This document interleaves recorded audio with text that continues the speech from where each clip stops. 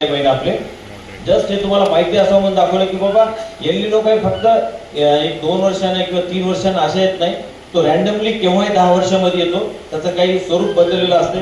जसं मागचं आपण बघितलं 2018 नंतर मराठवाड्यात विशेष करून तर पावसाळा हा आपला अधिकचा होता. इकडे कमी पाऊस झालाच नाही. एक साधारण 4-5 वर्ष बघितलं आताचे 5 वर्ष कंटिन्यू तर पाऊस हा एक्सेसच झालाय. आणि आता सडनली आपण परत 2026 मध्ये हे पाऊस कमी व्हायला लागला. हे चक्र आहे आणि या चक्रामध्ये ही अशीच परिस्थिती राहणार आहे. कमी अधिक प्रमाणामध्ये हे वर्ष कमी होतील, जास्त होतील. पण इथं बघितलं जागतिक स्तरावर तर एलिनो वर्ष हे लानिना यापेक्षा जवळपास 3 वर्ष जास्त आहेत.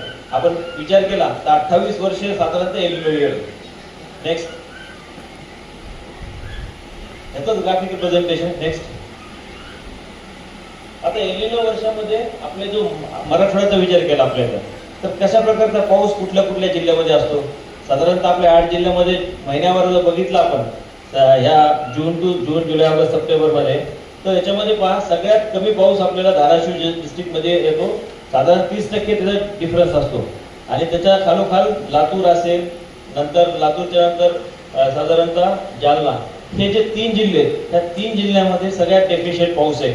जर आपण बाकीचे जिल्हे बघितले तर म्हणजे जून मध्ये 3 जिल्हे डेफिशियंट आहेत. तर त्याचबरोबर जुलैमध्ये पुढच्या महिन्यामध्ये बीड, नांदेड आणि हिंगोली ह्या 3 जिल्ह्यामध्ये डेफिशियंट रेनफॉल आहे बाकी जिल्ह्यापेक्षा.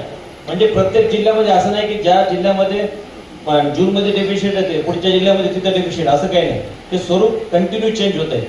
कोणत्या जिल्ह्यामध्ये जास्त पाऊस आहे, कोणत्या जिल्ह्यामध्ये कमी पाऊस आहे, हे एलिनो इयरचं टिपिकल हे म्हणजे कॅरेक्टर आहे की जे आपल्याला लक्षात येईल की ह्या लॉंग टर्म डेटाहून आपण एक साधारणतः एलिनो इयरचा डेटा घेतलेला आहे. ज्या वर्षी दुष्काळ होते त्या वर्षी आणि नॉर्मल पेक्षा आपल्या किती पाऊस होतो. परभणीचं उदाहरण घ्यायचं झालं तर साधारण आपण पाहतोय की शेवटी आपल्याला फक्त सप्टेंबरमध्ये डेफिशियंट आहे साधारण 12.3%. सगळ्यात जास्त नांदेड जिल्हा जिथे 50.4 आहे. आणि ऑगस्टमध्ये जवळपास तिथं मला वाटतं 3 जिल्हे आहेत की जिथं डेफिशियंट आहे सगळ्यात जास्त. ओव्हरऑल आपल्या मराठवाड्याचा विचार केला सगळा तर मराठवाड्यामध्ये साधारणतः जुलै ऑगस्ट सप्टेंबर हे 3ही महिने आपल्याला डेफिशियंट येते. 7%, नंतर 8-9% जवळपास आणि शेवटी 16%.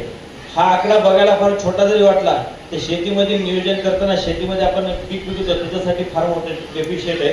कारण पिकाची जी अवस्था आहे, वाढीची अवस्था, सोयाबीनचं जर आपण उदाहरण घेतलं तर याच्यामध्ये जुलैमध्ये आणि ऑगस्टमध्ये बघितलं तर हे मुख्य करून फुलोऱ्या अवस्थेमध्ये असतं आपलं सोयाबीन.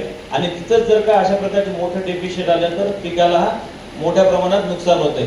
जसे 2-3 जिल्हे दाखवले आपण. जूनमध्ये व्हेजिटेटिव्ह स्टेजमध्ये ज्या आपल्या पेरणी पुढे ढकलल्या जाते त्यामुळे आपल्याला त्या भागामध्ये पेरणी वेळेवर होत नाही आणि त्याच्यामुळे तिथं पण उत्पादन घट होते.